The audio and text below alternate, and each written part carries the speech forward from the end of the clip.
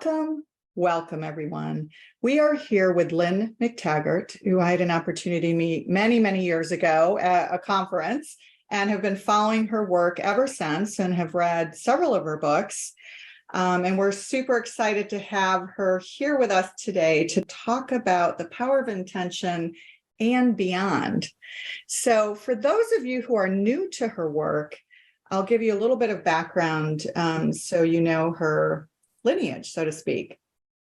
Lynne is an award-winning journalist and author of 7 books, including the worldwide international bestsellers, The Power of Eight, The Field, The Intention Experiment, and The Bond, all considered seminal books of new science, and they're now translated into 30 languages. I love this part. Over the years, Lynne has been called a metaphysical rock star, the Madonna of the quantum world, the Malcolm Gladwell of new science, and even the Dalai Mama. You gotta love it. It's beautiful. She's consistently voted one of the world's top 100 spiritual leaders for her groundbreaking work with consciousness and the power of intention. Lynne is known for the quality of her writing and in-depth research, her inspirational speaking style, and I can concur to that. It's amazing. And uncompromising role as a new thought leader and spiritual change agent. And boy, do we need that right now. She's also an architect of the Intention Experiment, which we're going to talk about today in our chat, a global laboratory that has tested the power of group thoughts to heal the world. And so healing and intention is going to be the big focus of what we're going to talk about today. So thank you so much for being here with us, Lynne. Oh, it's delightful to be with you both. So most people probably know you for The Field when it came back. I mean, it's an older book now, but I believe that it's still evergreen. I mean, there's so many things in there, right, that still apply today. So let's talk about the power of intention, right? Can you give us just a short overview for people who haven't read your epic book, right? And then we'll move on to some more of your modern stuff. Okay, sure. I mean, I published that book in 2001. So it is, it's 21 years old, but it's still selling almost as well as it ever has. It's now used as a textbook in many universities. And for most people, it's been a justifying publication. It has justified what they've felt but never had evidence of. It's been a signpost for a lot of people about the new science as a big overview statement. It's been also a justifying book for people in all kinds of fields like healers, etc. I have had probably hundreds of thousands of people over the years say to me, I understand what I do now because of the field. So the field started essentially as a confidence trick. I wanted to know why spiritual healing works. I am editor and was at the time editor and co-founder of a magazine called What Doctors Don't Tell You. And we looked at all the evidence for what works and what doesn't work in conventional and alternative medicine. And I kept coming across very, very good studies of spiritual healing. So I kept wondering to myself, how can you take a thought and send it to somebody else, because that's really what it is, and make that person better? There must be something like human energy fields or something like that. So I had no idea what I was looking for, but I convinced my publisher to let me go on this journey, a journey without a compass. And I started interviewing lots of scientists, prestigious scientists working at well-known and prestigious universities on consciousness research. And I thought, they're going to tell me how this all works. I can easily write this up and boom, that'll be it. And that wasn't it at all.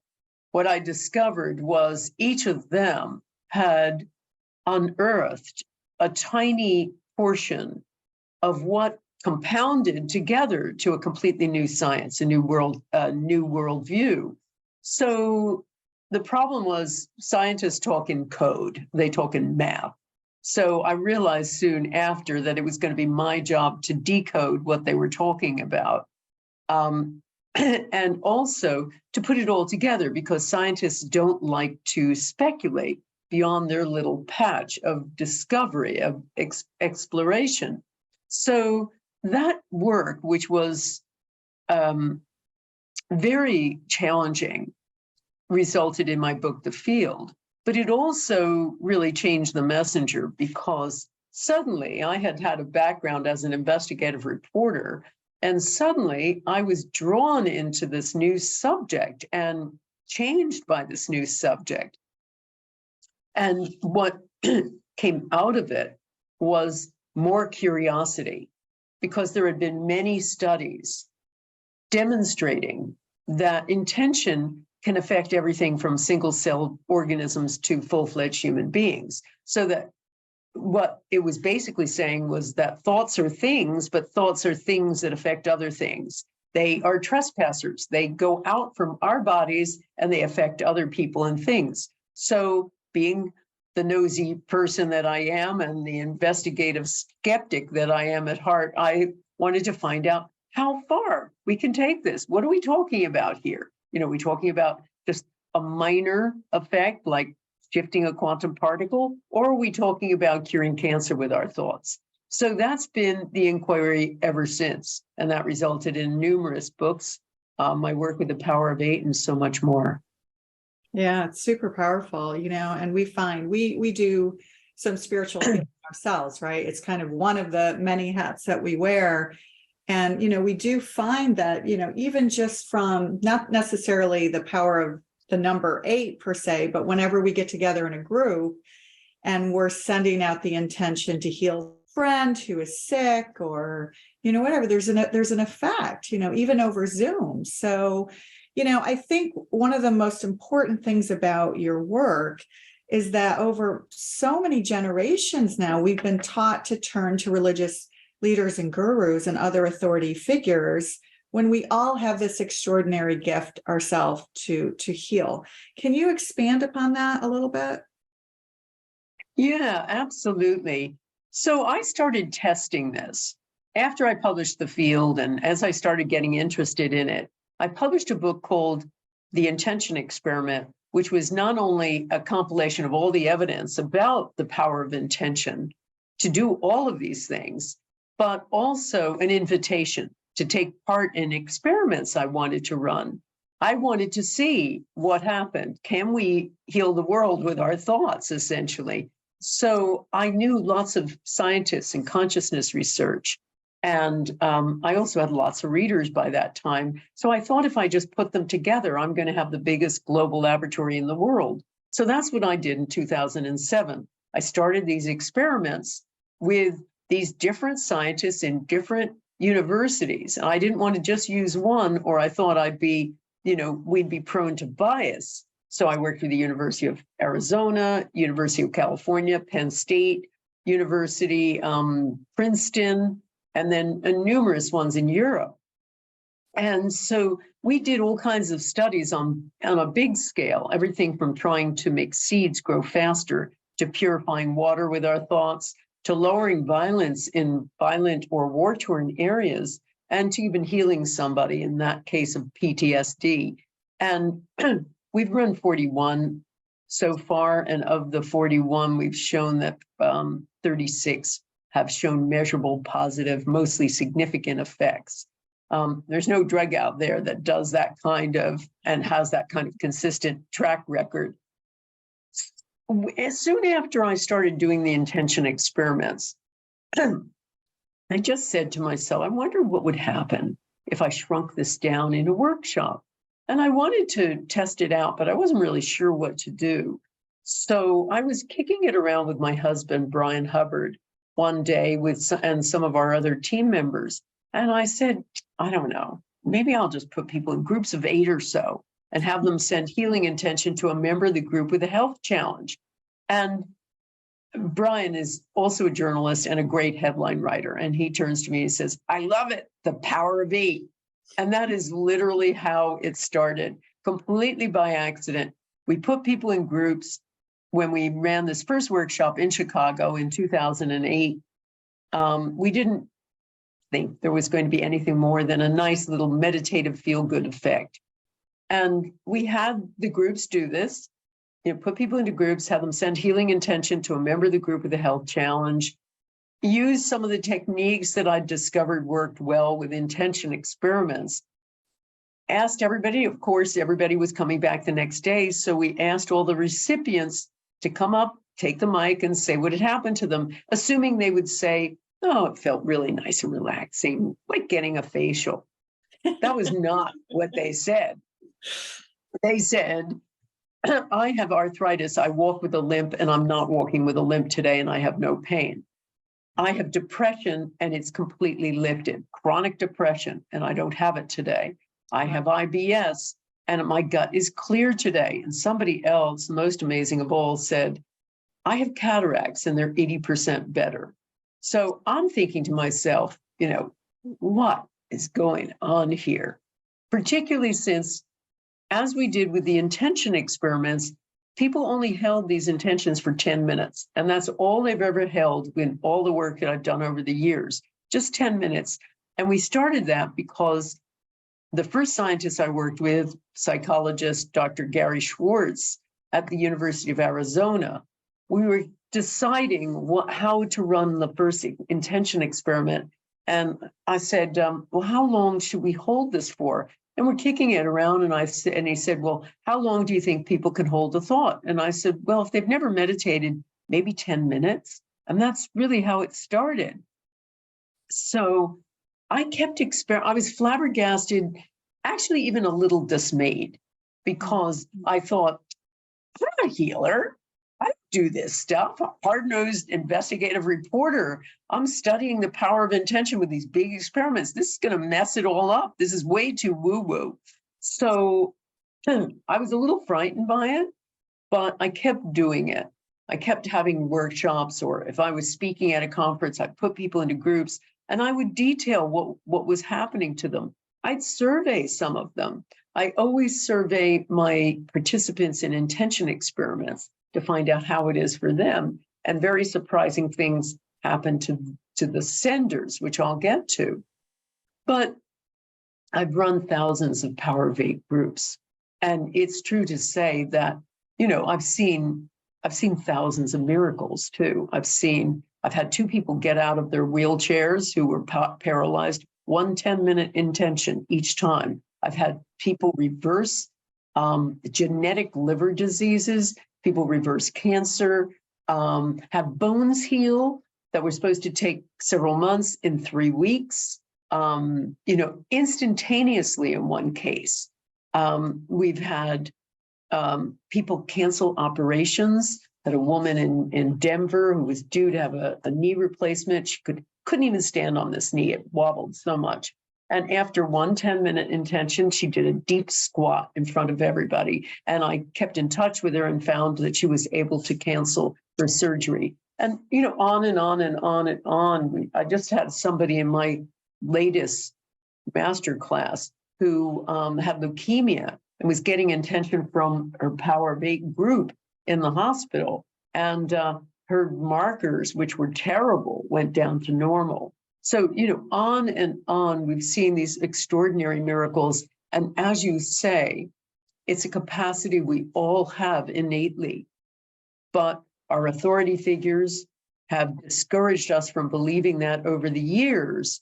And so we've come to believe we don't have this, but we do. We just have to relearn how to harness it. Yeah, so true. By profession, I'm in Sure. science too. I'm a pediatric speech language pathologist. So I work with children with special needs, and everything is data-based.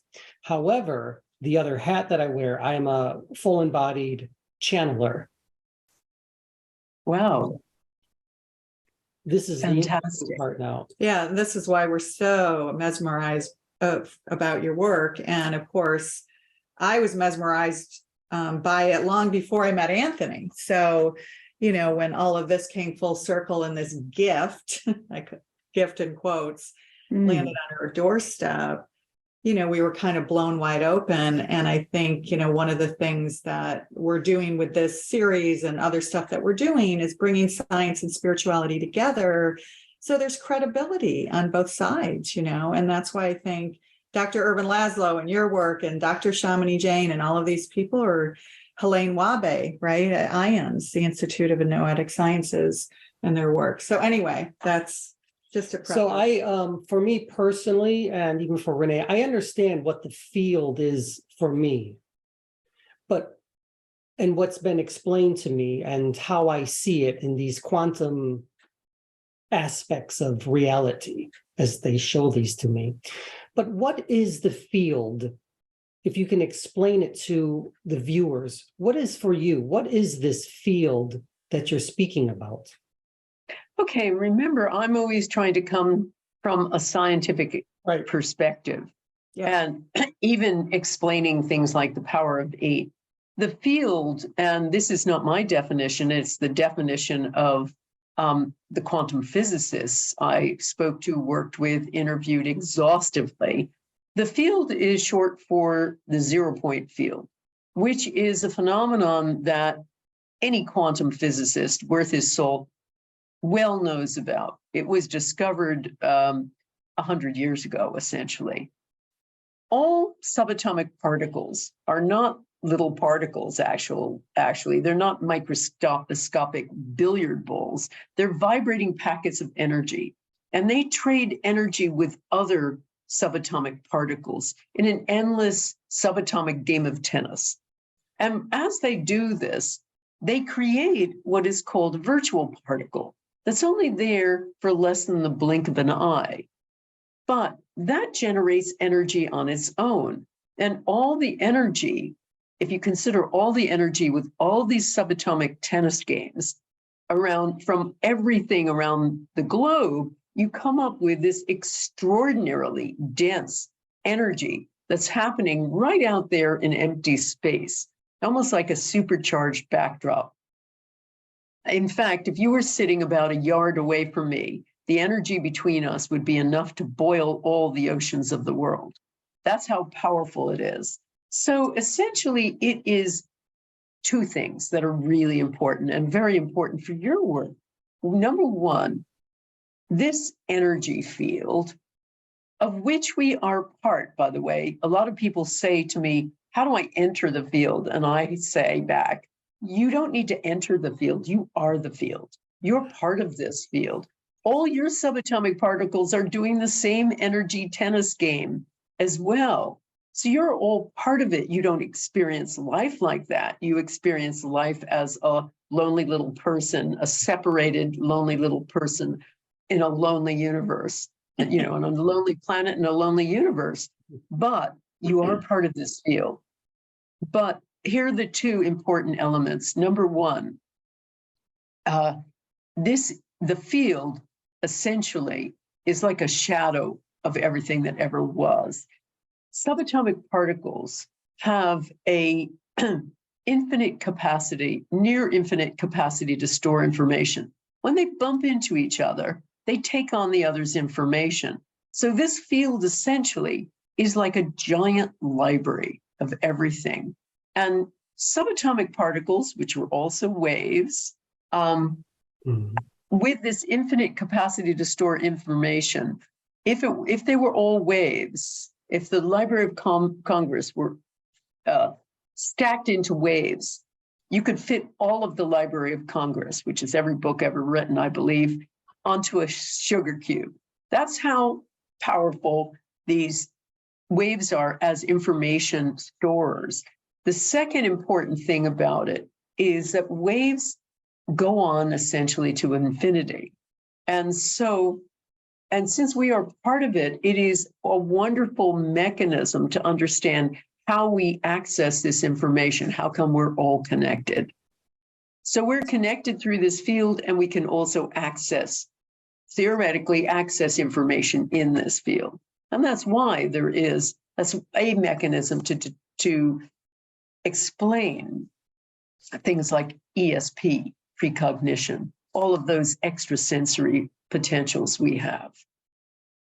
And of course, non-locality. It makes perfect sense. Non-locality, the idea in subatomic activity in quantum physics, that you have one subatomic particle, if it's been in contact with another subatomic particle, they remain affected by each other no matter whether you move one to Saturn and the other one stays here on Earth. No matter how far they're separated, they still influence and know about each other.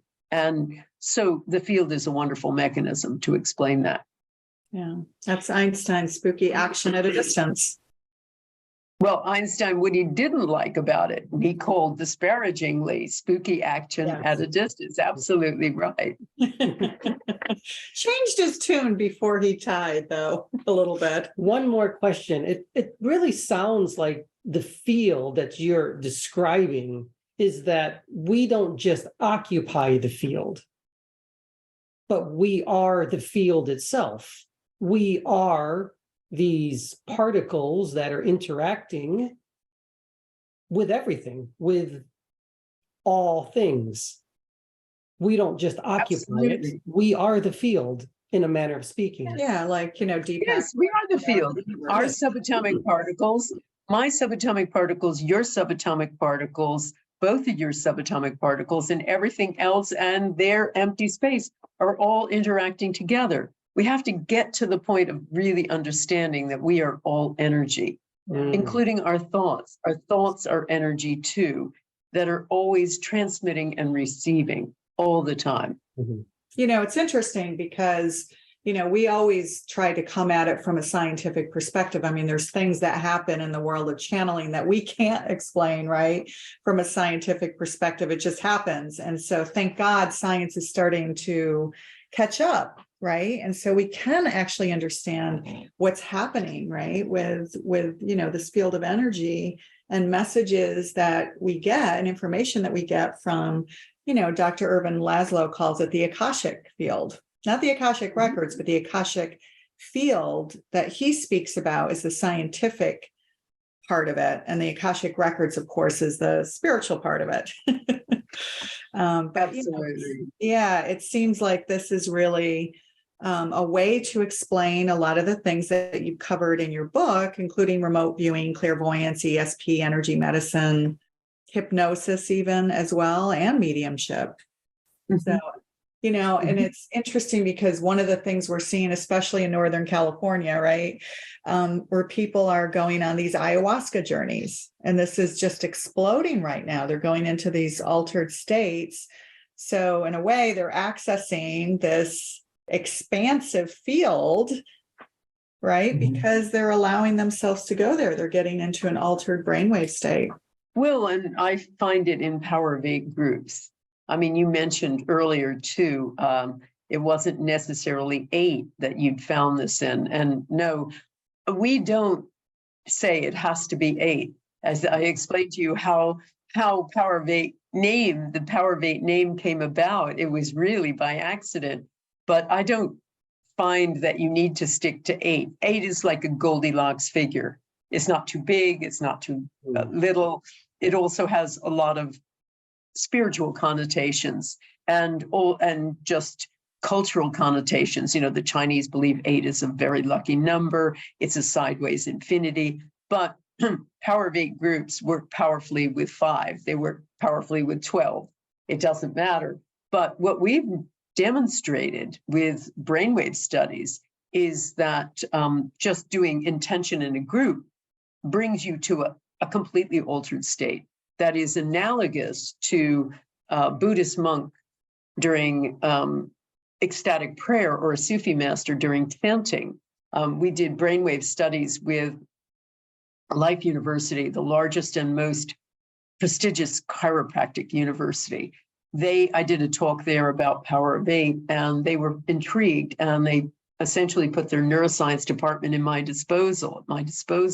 So we did a series of studies with student volunteers, and we put them into different groups and had them do an intention for someone in the group while we put an EEG cap on one member of the senders each time. And we thought that we were going to find results that looked almost identical to meditation. And they didn't. They looked completely the opposite to meditation. They, instead of turning on more brainwaves, like slower brainwaves, as happens in meditation, there's a bigger increase in alpha waves and delta, et cetera, the slower brainwaves. Ours were just turning off the brainwaves. It wasn't like even we were getting faster brainwaves. We were getting fewer, lower brain activity. These were people whose brainwave signatures were almost identical to University of Pennsylvania studies of these Buddhist monks and Sufi masters and other people involved in ecstatic states. But the difference was our people, it usually takes years of practice to become a Sufi master or a Buddhist monk, and hours of priming to get into that state. Our people were young student volunteers, most of whom had never even meditated before. They had some instruction from me. We put them into the groups. They did this for just 10 minutes, and yet they were transported to these total altered states. So I guess my message to the people of Northern California is, honestly, you don't need microdosing or ayahuasca. All you need is a Power of 8 group, and it's your fast track to the miraculous. Yeah, beautifully said. It's interesting because people are always asking us, should we do that? Should we do the frog medicine? Should we do some psychedelic trips or mushrooms or whatever? And it's like, you can, right? You can do that. It is a path if you want to go there. If you don't have the patience or you can go there as long as it's done with someone who really knows what they're doing and not someone who went through, a shaman practice and says, I'm certified in 2 weeks. But, at the same time, like you said, you can get there without the drugs. Certainly, we've got messages. As I mentioned, I survey people after my intention experiments and also get feedback on Power of 8 groups. But just looking at the intention experiments, remember, we're focused on a target somewhere. Most recently, we did Iran just a few weeks ago. We're just collating results there. And what was interesting, as I say, we've had all of these positive results that we've affected the target. But what's been even more interesting is the effect on the participants. Because I survey them, I ask them, how was that for you? And I've had, first of all, thousands of people now say, I felt like I was part of a higher network.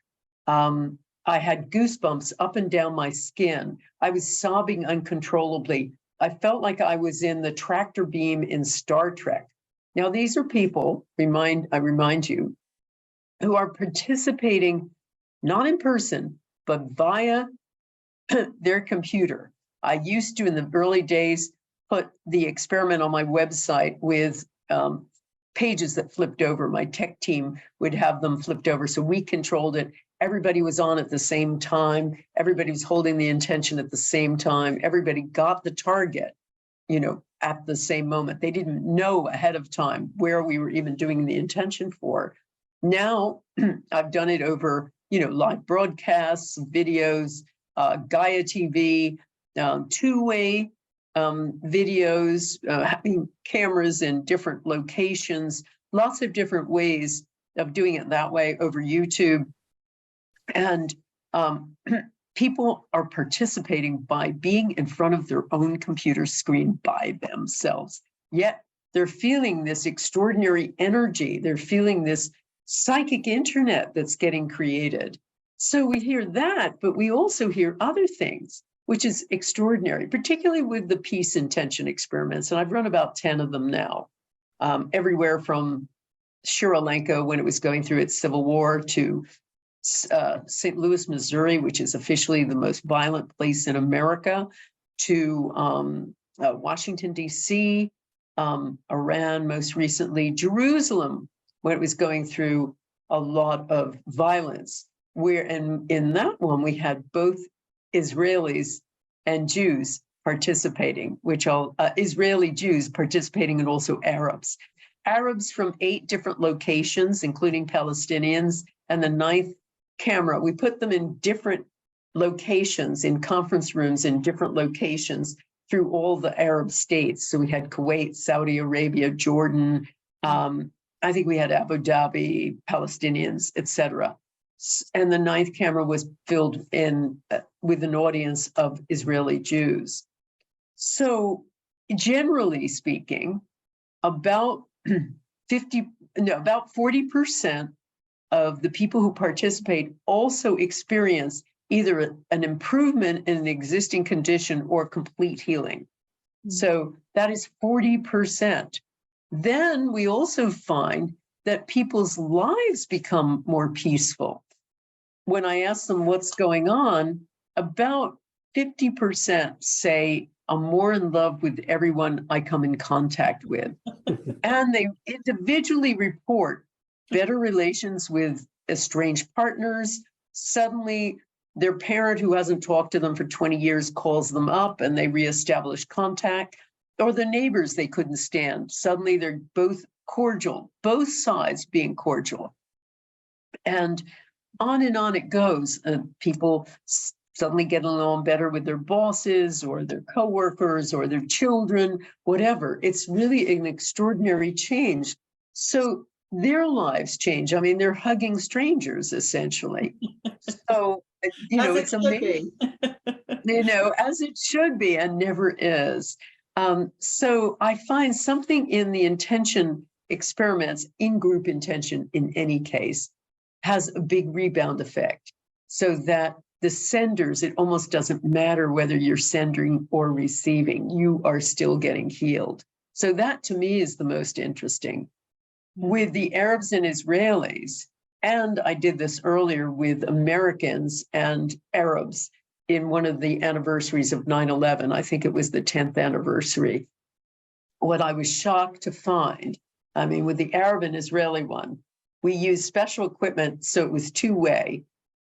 So I could see all of them. They could see me. I could talk to each location individually, and everybody else would hear it and be able to respond. So it was very cool equipment. And I had to set up this experiment, and it was really difficult because the Arabs would not talk to the Israelis would not talk to the Arabs. So I was the go-between for all conversations. By the end of our experiment, they were sending love to each other. They were saying, your God is my God. We love you, brothers and sisters. It was amazing what happened. It was amazing what happened. And that has happened with all kinds of polarized groups that I've been putting together with intention experiments. With the U.S. inauguration in 2021, I brought together Republicans and Democrats, the member of the police, and some African Americans, and so on and so forth. I even think we had a former jihadist on there too. So we have people of all varieties. And again, we had this love fest afterward. So I think there are many things about coming together in doing group intention that are extraordinary, that create, as I say, this almost mystical state, this peak experience that the former, the late psychologist, Abraham Maslow, called them peak experiences, where there is not only rejuvenation, but almost like this blinding epiphany of meaning. Suddenly, people are changed in a huge, huge way. And I think there are many reasons for it, but the big piece here, the big piece is, the big two pieces are a sense of oneness, which we don't get most of the time, and also altruism. It's a big part of it. Yeah. Actually, I want to go back to that point, but I don't want to forget to bring up the overlap that you might have found between your research and the stuff that Dr. Joe Dispenza has done in his studies with, the meditation and intention around healing, and then also heart math, right, with the heart coherence. So they found that when they're in this intention, they've been able to measure the heart coherence. And when the heart coherence is in alignment, healing takes place. So has any of your research overlapped with some of the stuff that they've been doing? Well, I think we all have individual methods of doing it. I think I know Joe was very influenced by the Power of Eight. He was observing me in 2018 doing it, and I think that helped to formulate some of his thoughts about incorporating meditation into it. And heart math, our intention experiments and our work around Power of Eight groups and the big intention experiments really focus on altruism, getting off of yourself. That's a big message in my teaching. And altruism itself is like a bulletproof vest. You do things for other people. All the science shows that you live a happier, healthier, longer life. It affects our oxytocin levels as well, right? It is a huge, huge change. If you're ill with something and you try to help someone else with the same condition, you get better. So there's just so many studies of volunteers. People do anything for other people, get better. So think about this in relationship to heart coherence. Heart math's wonderful work is about I'm grateful for something, going into appreciation and gratitude. That is a positive health state that affects the vagus nerve. The other thing that affects the vagus nerve hugely is altruism, is doing something for other people, and community, which actually regularizes the vagus nerve. There are three elements to the vagus nerve. There is the fight or flight or freeze. There's the sympathetic nervous, the parasympathetic nervous system, rest and digest. And the third one is community connection. And that's probably the main reason why Power of Eight groups are so powerful. So I think we're just coming at things from slightly different angles, but essentially achieving, a similar result. And let's face it, group intention works. Yeah. I think when I was looking for an antecedent to how come this stuff works, because the investigative reporter in me was saying, wait a minute, what is going on here? When I discovered this in 2008, I was, as I say, freaked out about it. So much so that took me 10 years to get the courage to publish what I was witnessing. But I wanted to understand it first. So I started looking for antecedents. And there are many indigenous group prayer circles and religious prayer circles, but almost invariably there is a leader, there is a shaman, there's somebody in charge. And so I just kept looking, and maybe the closest to it was Rosicrucians, but they had different techniques and different ways of doing it. And to be honest, I was looking up something, and I found information from a Baptist minister who talked about a mistranslation of the Bible, that in the Acts, which is the part of the Bible that describes Jesus's teachings to his apostles after he has died and ascended.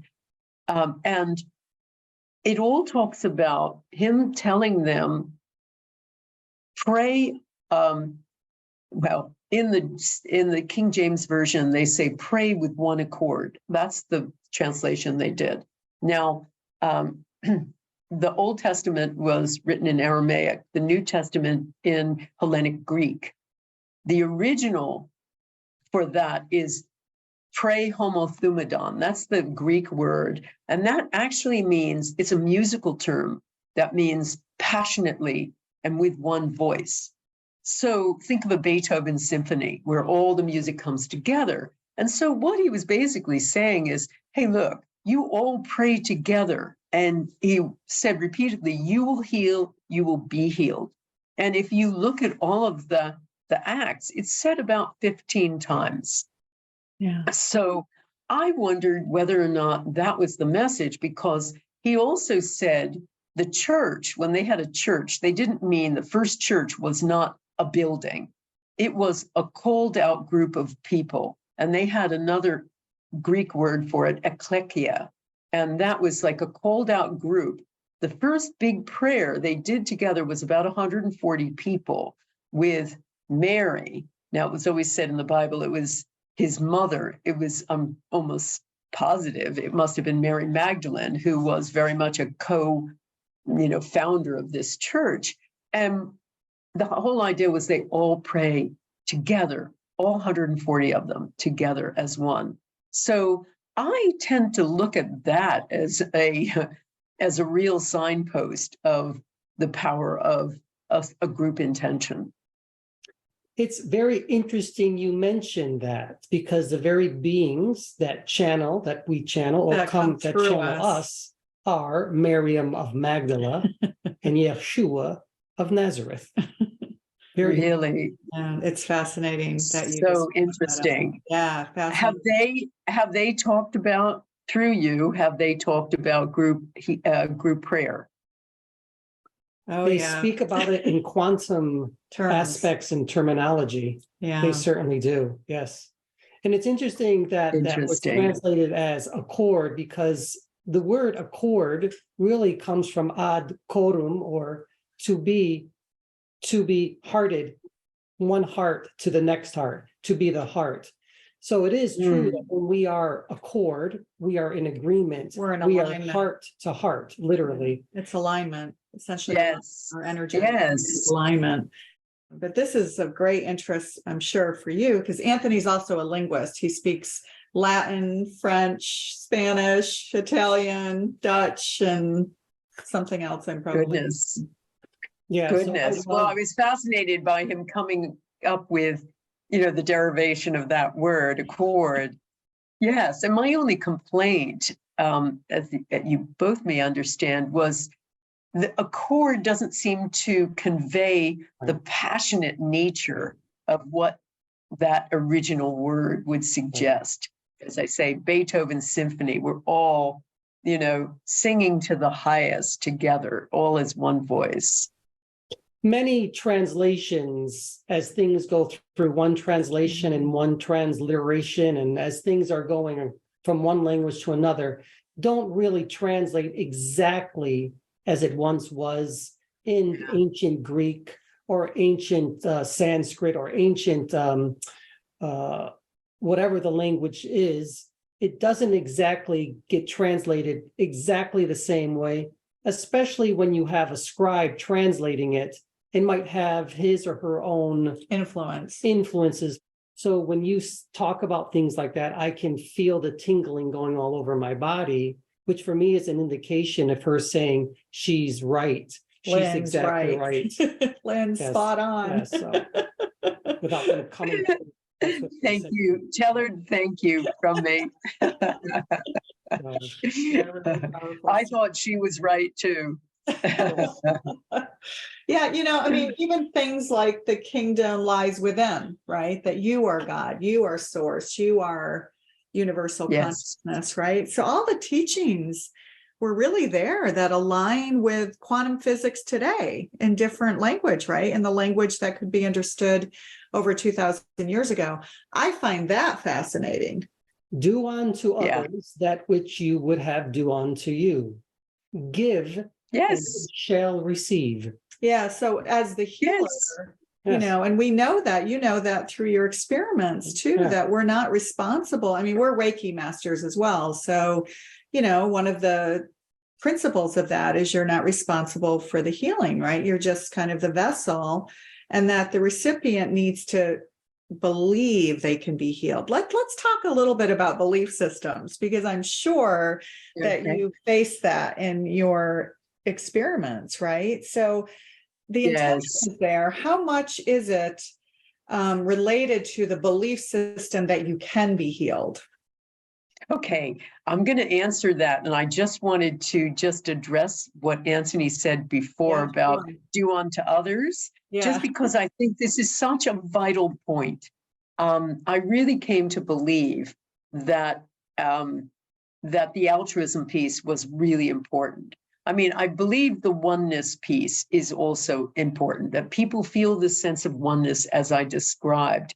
And I think that is the state of big transformation. You know, we don't get to feel like that. Even though we are the field, we don't get to experience life like that. But the do unto others thing is so important. I really think that is the secret to group healing, is that you get off of yourself. You know, one of the big complaints I have is the whole self-help movement, because there's such a focus on self. And I love this study that I found that was looking at the immune system markers of two groups of people. One group had all the money in the world. They were called pleasure seekers. They were living the good life, lots of vacations, lots of money, lots of stuff. And when the researchers looked at them, they figured, you know, these guys have the finer things in life. Their immune systems are going to be great. And they looked at them and they found they were terrible. These people were total candidates for heart attack, stroke, diabetes, you know, Alzheimer's, the host of degenerative diseases. These guys were going to drop like flies soon. Whereas the other ones were people who weren't as affluent, didn't have as much money, but were living a life of service and purpose. These people had such robust immune systems. They were going to live forever. And that, to me, summed up the power of getting off of yourself. So one of the big things that I teach when people are stuck in their Power of 8 groups, I often say, get off of yourself. You know, do an intention for someone else who needs it probably more than you do. So, for instance, Andy Spiros, she was going through a divorce. She needed a new job. She had 2 young children. She had sold her gift store business, wasn't getting any job anywhere. And her Power of 8 group kept intending for her, intending. Nothing happened. So I finally said, Andy, intend for someone else. And the someone else I had in mind was a young boy of 15 who tried to commit suicide after breaking up with his first serious girlfriend by throwing himself off a 40-foot structure onto hard ground. Oh. So Luke broke every bone in his body, had nerve damage, brain damage, all of that. And so I said, Andy, you and the rest of, this was a master class of mine with lots of Power of 8 groups. I put people into groups for a year, said, focus on Luke. So she and the other groups did over successive Sundays. And we were hearing from his stepfather about how Luke was doing. Luke got out of the hospital in record time, even though they thought the doctors didn't even think he was going to live. And now he's a healthy 19-year-old, completely well. Maybe we do this. Maybe it was just down to doctoring. But the most interesting part of the story is what happened to Andy, because the moment she started focusing on Luke, she gets a call out of nowhere the following week from somebody she doesn't even know, somebody she didn't solicit in any way, offering her her dream job. So I've seen that also thousands of times where people get off of themselves. So the do unto others is so powerful, because I see over and over again the health of the body from this, the robustness of the immune system by giving, the longevity from giving, but also the manifestation from giving. It's so, so powerful. Well, I think, going back to your point about we're all energy, right? So it's going to be a symbiotic relationship. So when you heal another, the healer gets healed, but it's back and forth, right? So there's healing that takes place on both sides. I mean, we see that all the time.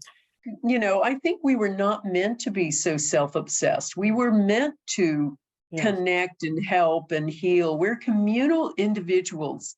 In my book, The Bond, that was an attempt to answer Darwin, as well as to explain how do you live according to the new science. And, I wanted to say, hey, were we meant to live this, with this competitive individualism that we've created for our society? The huge response to that was no. People need to belong. We need to be part of a community more than we need to breathe. We need to belong. That's so important for us. So I think the and we need to give. That's also essential to the human nature, according to all of the science. So that convinced me that the whole idea of giving in a group and giving and receiving is really essential to the human experience. You asked me about believing with Power of Eight groups. No, you don't have to. And I'll give you the example with Luke again, that 15-year-old boy. His mother and father were totally into intention, but he, like most adolescents, thought, was rebellious and thought his parents' ideas about intention were pretty stupid. So he didn't believe one word of it. And yet every time we did an intention for Luke, he got hugely, hugely better. And as I say, his stepfather offered me a running commentary about how he was doing right after the points of the times we sent intention. So we actually had a lot of evidence of that. We've had other people, animals of every variety, dogs, cats, horses, all get healed through the power of group intention. People who didn't really believe in it, but gave their permission for it, who have been remarkably healed. So you don't have to believe. Some evidence demonstrates with healing. I know Gary Schwartz's work with Reiki healing, showing that when both parties believe, you get the best results. So that probably is true, but it's not a requirement. Yeah, because that kind of lends itself and segues into the whole participatory universe. I wanted to ask a question about intention and also a vocalization behind the intention. Do you find that there is more potential or there's more oomph, more power to the intention itself when it's accompanied by a vocalization of some sort? Or is the intention itself enough? I think it's good to vocalize it in a group. I oftentimes encourage our Power of Eight groups that I teach in my various courses, my masterclass and others, to have one member of the group read out the intention. But the other aspects of it is for them to visualize the person being, let's say we're trying to heal someone or manifest something for them, to visualize that person achieving their goal. That is the focus of the visualization. Occasionally they may go back to the words, but I think it almost sets the tempo when one person reads it out once.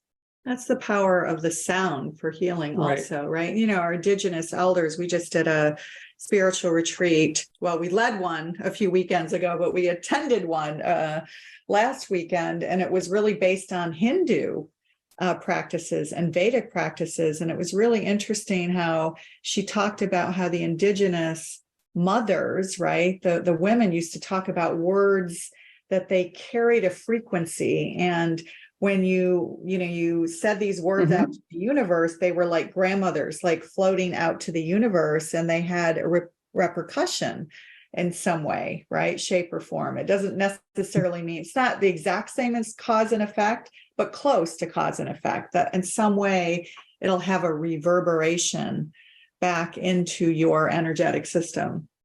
Absolutely. I think that's really, those sound elements are really extraordinary and key. How do people live in the field every day? So obviously when we're in that field, we experience more oneness and love and connection, right?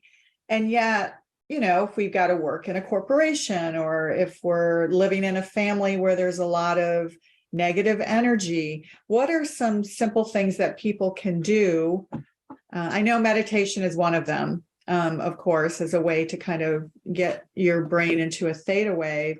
But what are some basic things that people can do to stay in that field?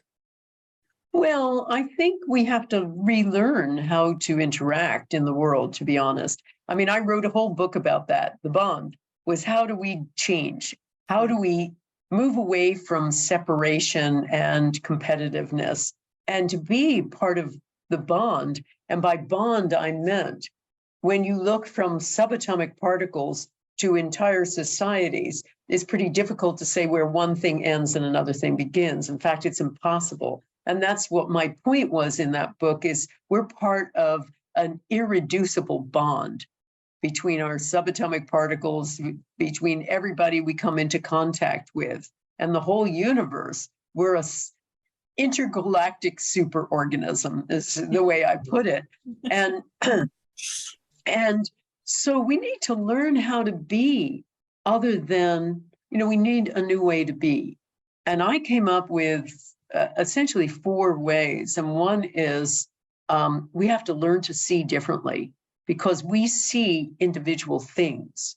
Let's say the Eastern people see very different situations. They see the totality. We don't. I mean, if we had 2 students standing in front of the Mona Lisa, an American student and a Japanese student, the American would focus on the epicenter of the painting, which is the face, or even indeed her eyes. The Japanese person would actually have her shrink to a smaller size in his or her mind. He would see the totality. The background would be integral to it. And we learn all the time as Westerners to focus on the thing. Easterners focus on the space between things, and the relationship. So we have to learn to see differently. We have to learn to relate really differently. Right now we relate in a win-lose manner. I have to be central at all costs. I have to be first at all costs. If you don't agree with me, I need to demonize you. And I also need to tell the world about you. And boy, are we seeing this in America now, most of all with the polarization. You don't agree with me politically, I'll ostracize you and I will demonize you. So what I've gone through is a whole batch of techniques for how to connect with people, even if they disagree with everything you stand for. And we have to learn how to do that. We have to learn to give. That is part of our need. And we need to learn how to do things. I mean, I like the whole idea of a superordinate goal, which is a goal that can only be achieved by the collective efforts of everyone involved. And this got discovered in, I think it was the 1950s, by a social psychologist called Mustafa Sherif. He ran one of the most beloved social psychological studies of all time. He got a group of 12-year-old boys, put them into 2 buses, had them name each other, name their own group. So one was the Rattlers, one was the Eagles, and they were kept apart. Even they had separate living quarters, separate names, kept apart until they met on the sports field. And the camp counselors around there, like Sheriff, were actually social psychologists in disguise. And they engineered a series of highly competitive games and rigged it so that they'd be really close, the outcome. The boys hated each other. They started ripping up each other's flags. They started invading their living quarters. They just hated each other. They refused to even eat together. So then the psychologists engineered a series of crises in the camp. They had a truck put in the ditch. Boys had to work together to pull it out. Mm-hmm. They put an impediment in the water supply. Boys had to work together to pull it out. And suddenly they discovered amazing things. They had tried to have getting to know you movie parties, and none of that worked. But here, with these crises, the boys started sharing their thermoses together. They started sitting together. They started eating together. They started befriending each other. And by the end of the camp, they unanimously voted to ride home on the bus together. Mm. And one of the leaders of one of the groups spent all his prize money giving gifts to the whole lot, the whole bunch of boys. Mm. So it became called a superordinate goal, a goal that can only be achieved by the collective efforts of everyone involved. And I like that as also a thing where, I mean, boy, do we have a series of crises in the camp these days in real life, don't we? So I like the idea of everyone working together having a crisis where we can all work together, that brings people together. So there are so many things we need to do to learn to get past the kind of competitive individualism that we face now. And those are just a few. Yeah, the power of community that you talked about earlier, right? It's so key, so key. It is a key thing. Yes, and what I'm doing these days is I am calling in, there's tens of thousands of Power of Eight groups around the world meeting, either as part of my courses or just on their own. I wrote about them and some rudimentaries about how to do them in my book, The Power of Eight. And I'm calling them all in because it occurred to me, I kept thinking, we need change makers. We need change makers. And then I suddenly realized I've got an army of change makers around the world already. So I'm working on, I'm providing them with free tools to start making change from the ground up, because I actually believe, big change never happens from the top down. Maybe with Roosevelt it did, but mostly it never does. And the big changes come from the ground up. They come from change makers. And so what if we had an army of them just starting to recognize that we have to live very differently now? We have to do something. We have to upshift, as Dr. Laszlo says. And I felt, well, we've got them there. And they've been working really well together. They've been making change in their own circles. What if they widen it or beyond that net? Yeah, what will the collective consciousness look like? And, as this amplification happens all over the world, Absolutely. Absolutely. So I want to end on just reading a little bit that you wrote related to the altruism, right? The altruistic activities, because I just thought it was really powerful. And it also brings in the science as well. So this is from, I believe, The Power of Eight. You talk about how doing something altruistic activates the vagus nerve, one of the longest in the body, which connects with all the communication systems involved with caretaking, which I thought was very interesting. And then you write, it slows down the heart rate, it calms the effects of any fight or flight autonomic nervous system activity, and it initiates the release of the oxytocin, right? The neuropeptide that plays a role in the love and trust, intimacy, kindness, and compassion. And that it also changes your brainwave states as well. So last minute thoughts on that, because essentially what you're talking about is being more, giving and doing more for others, because that is healing in itself. Absolutely. It heals them and it heals you. It's our natural state. We were meant to give. And I think what is most compelling to me about the power of small groups, not only do they heal, and I watch in my groups, in my Power of Eight groups, in some of my courses, particularly the year-long course, the masterclass, where people are meeting every week for a year, we find the people who are meeting regularly, whether they're the senders or the receivers, their lives get healed. And what's also a great bonus is they find an intention family that they didn't know they had. They have a new community right there. One of my students, Jerry, during 2020 in lockdown, he joined the masterclass, had himself a group, and met every week. And he said at the end, I had more love from that group than I've ever experienced in my life, even in lockdown. So he actually joined the course again the next year to get another group, even though, he'd learned everything. He took it again, got another group, continued meeting with both, and said to me at the end of that year, I now know what love is.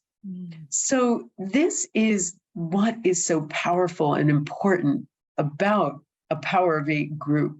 Not only can you create transformation in your life, not only do you learn how to give and be altruistic in this very selfish society, but also you find that a group of strangers who have got your back, are sending love to you over Zoom. They become your family. They show you what love is. They show you what transformation is. And And now I think we can start thinking about showing community transformation. That's what I want to do with my little army of change makers, my Power of 8 groups. But this is the way it was supposed to be. And this is the way it can be again. Yeah. And our Indigenous elders knew that always, and still know that today and practice it. I just want to thank you for coming on and giving your knowledge and your wisdom, because everything that you have said resonates with exactly everything that has been given to Renee and myself through source, through the oneness, through these beings that come to us. And again, it's just solidifies through science, who we really are as human beings, and how important it is to really come from your heart, be in community, show love to others. And it's so healing, not only for others, but it's also healing for yourself as well as a human being. And absolutely. Oh, you're very welcome. You're very welcome. It's been my pleasure. And you please say hi to those entities for me. You're doing it right now. Yeah. And we're all interconnected, right? We're all interconnected. Yeah. Wonderful. Any parting words from you, Lynn? Anything that you're working on that you want people to know about? Sure. Well, please check out my website, lynnmctaggart.com. I am regularly running intention experiments. They're always free. I've got all kinds of resources for people interested in the new science and intention, a podcast, a regular podcast, regular video conversations with a lot of people in this field and scientists and other people outside. I run courses, everything from intention essentials to my biggest and most well-known course, the Power of 8 Intention Masterclass, which goes on for a whole year. And I've got, as I say, resources for everybody, all kinds of everything from free resources to things at all kinds of price points. So check it out. A downloading course called Living the Field, which is, somebody asked me, how do I live the field? Wrong thing to say to a journalist, because 48 parts, 768 words, or 768 pages, and 1.5 million words later, I answered the question. So we have that there too, and lots more. So please do check it out, lynnmctaggart.com. Beautiful. Thank you so much.